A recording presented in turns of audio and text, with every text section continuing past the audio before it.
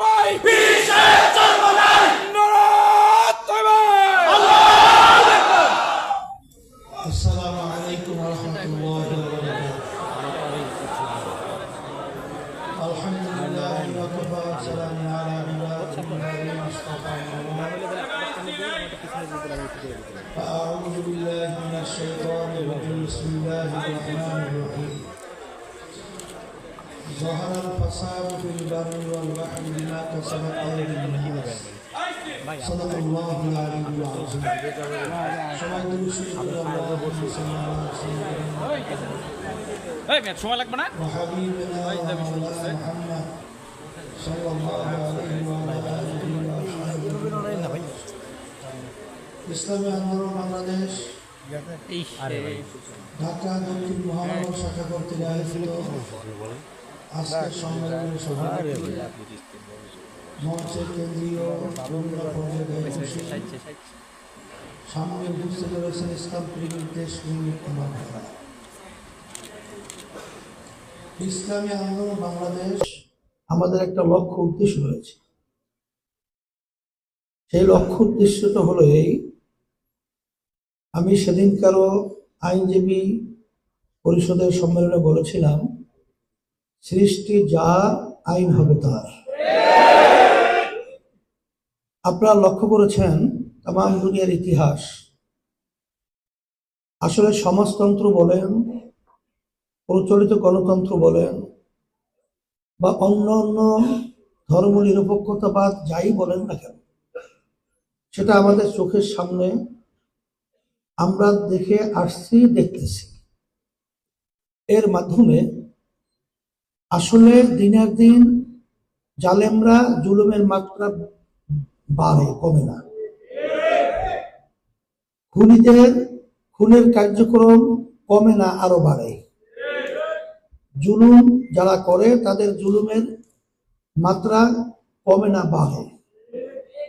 যাই হোক, আর ইসলাম এমন এক নীতি আদর্শ, যেই নীতি আদর্শটা আমাদের শান্তির জন্য দিয়েছেন আল্লাহ রাব্বুল আলামিন। তার দূত হিসেবে পাঠিয়েছিলেন মুহাম্মদ রাসূলুল্লাহ সাল্লাল্লাহু আলাইহি ওয়াসাল্লাম, আল্লাহর হাবিবকে।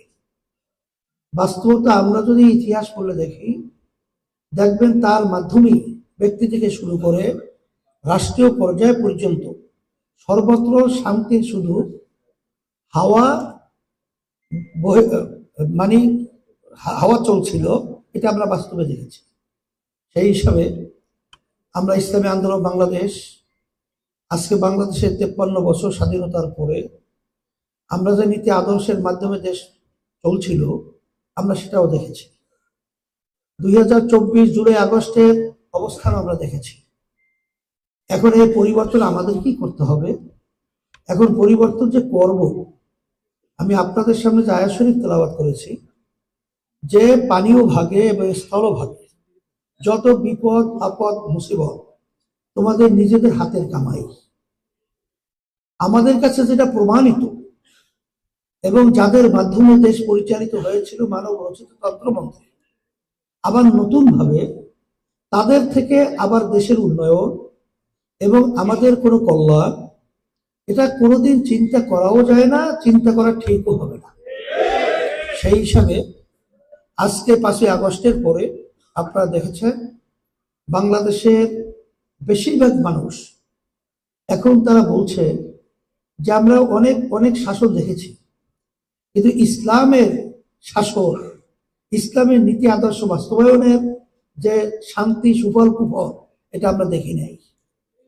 এখন বেশিরভাগ মানুষই চায় যে তারা ইসলামের পক্ষে একটা অবস্থান তৈরি হোক এবং সে অনুযায়ী দেশ চলুক। সেই হিসাবে আপনারা জানেন যে বাংলাদেশের ভিতরে যে ইসলামের দলগুলো রয়েছে, সমমনা দল, আমরা সবাই আলহামদুলিল্লাহ নির্বাচনের সময় যেন ইসলামের পক্ষে একটা বাক্স পাঠাতে পারি, এই চিন্তা, এই উদ্দেশ্য নিয়ে আমরা কিন্তু বিভিন্ন পর্যায়ে কাজ করতেছি এবং বর্তমানে চলমান রয়েছে। আলহামদুলিল্লাহ, দোয়া করতে থাকেন, আল্লাহ যেন কবুল করে। আশা তো করি আল্লাহর রহমতে ভালো একটা ফল আল্লাহ আমাদেরকে দান করবেন।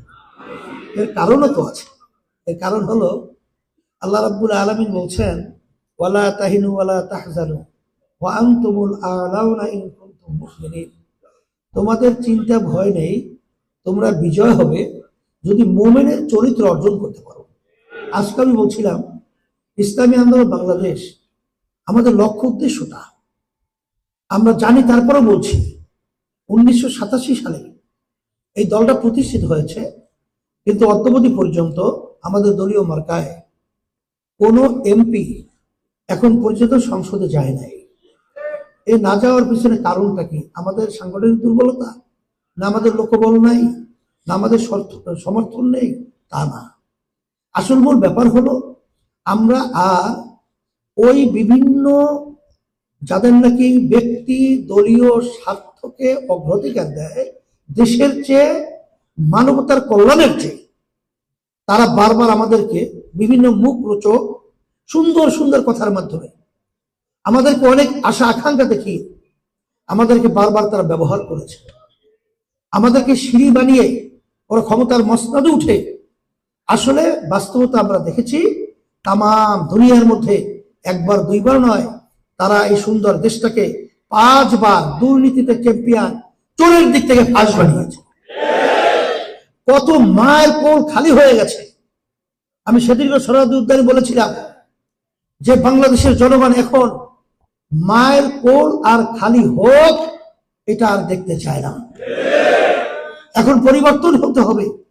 আমরা কষ্ট করে টাকা উপার্জন করব, আর সেই টাকা ভ্যাট ট্যাক্সের মাধ্যমে সরকারি ফান্ড জমা হবে, আর তারা ক্ষমতার চেয়ারে বসে আমাদের কষ্ট অর্জিত সম্পদ, আমাদের কষ্ট অর্জিত টাকা তারা বিদেশে পাচার করবে, বেগম পাড়া তৈরি করবে। এটা বাংলাদেশের মানুষ এখন আর দেখতে চায় না, এর পরিবর্তন করতে চায়।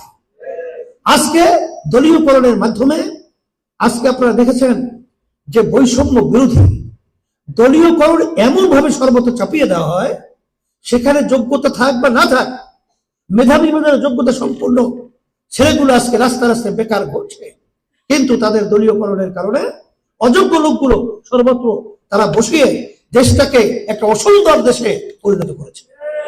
এর পরিবর্তন আমাদের কি করতে হবে? সেই হিসাবে আপনারা জানেন যে ইসলামী আন্দোলন বাংলাদেশ আমরা চাই যে আমরা যেন আরো ওই স্বার্থান্বেষী মহলদের আর আমরা সিঁড়ি হিসাবে পরগাছা না হই, ইসলাম নামক গাছটা বাংলার জমিনের ভিতরে বৃক্ষ বট এর চেয়েও মজবুত হয়ে মসনদে বাংলাদেশের সংসদে তারা উদ্ভিদ হবে এবং সুন্দরভাবে এই দেশ এবং মানুষ সুন্দর বসবাস করার পরিবেশ তৈরি করবে। এই আশায় ইসলামী আন্দোলন বাংলাদেশ কারোর সাথে কখনোই আমাদের আদর্শ বিক্রি নেই, কখনোই আমাদেরকে ব্যবহার আল্লাহর মধ্যে করতে পারে নাই। সেই হিসেবে এখানে আমাদের কোনো ব্যক্তি স্বার্থ নেই, এখানে কোনো এমপি মন্ত্রিত্ব, কোনো সম্পদ সম্মানের স্বার্থ আল্লাহর রহমতে ইসলামী আন্দোলন বাংলাদেশের আল্লাহ ফজলুর রহমতুল্লাহি আলাইহি তারও ছিল না, আমাদেরও নাই।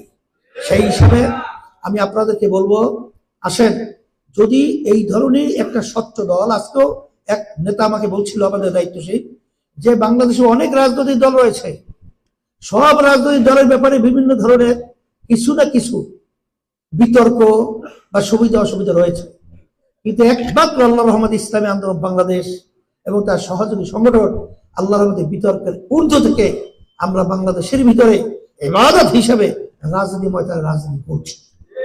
সেই হিসাবে আমরা যারা নাকি এর সাথে জড়িয়ে আছি, আমাকে কালকে না কখন একজন বলতেছিল, হুজুর অন্য অন্য দলের নেতাকর্মীরা যেভাবে কাজ করে সেভাবে তো আমাদের লোকজনের কাজকর্মের গতি আমরা আসলে সেভাবে দেখছি না।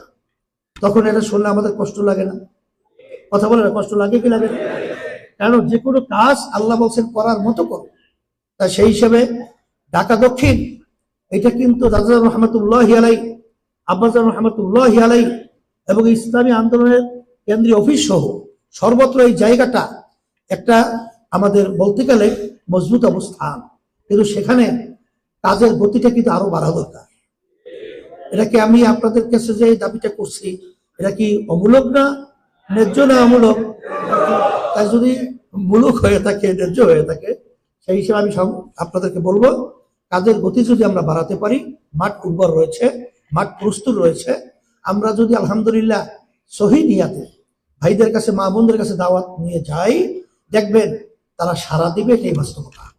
সেই হিসাবে আমি সকলকে ধন্যবাদ জানিয়ে বিগত দিনের 24-25-এ, হ্যাঁ 23-24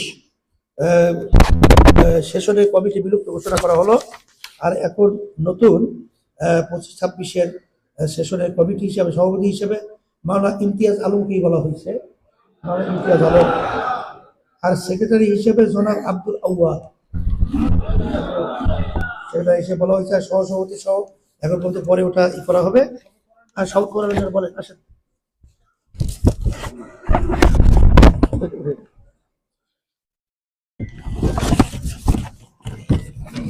বিসমিল্লাহির রহমানির রহিম। আমি জায়গার নাম বলেন, ইসলামী বাংলাদেশ ঢাকা মহানগর দক্ষিণের দায়িত্বের নাম বলেন। নিযুক্ত আল্লাহ তাআলাকে সাক্ষী রেখে ওয়াদা করছি যে আমি আল্লাহ তাআলার সন্তুষ্টির উদ্দেশ্যে ইসলামী আন্দোলন বাংলাদেশ ঢাকা মহানগর দক্ষিণের সম্প্রসারণ, মজবুতি অর্জন ও মূল লক্ষ্য হাসিলে সর্বাত্মক প্রচেষ্টা চালাবে। ইসলামী আন্দোলন বাংলাদেশ ঢাকা মহানগর দক্ষিণ এর নীতিমালা ও নিয়ম শৃঙ্খলা যথাযথভাবে মেনে চলবে। আমার উপর অর্পিত দায়িত্ব আমানত যথাযথভাবে পালন করবে। আল্লাহ তাআলা আমাকে ওয়াদা পালন করার তৌফিক দিন।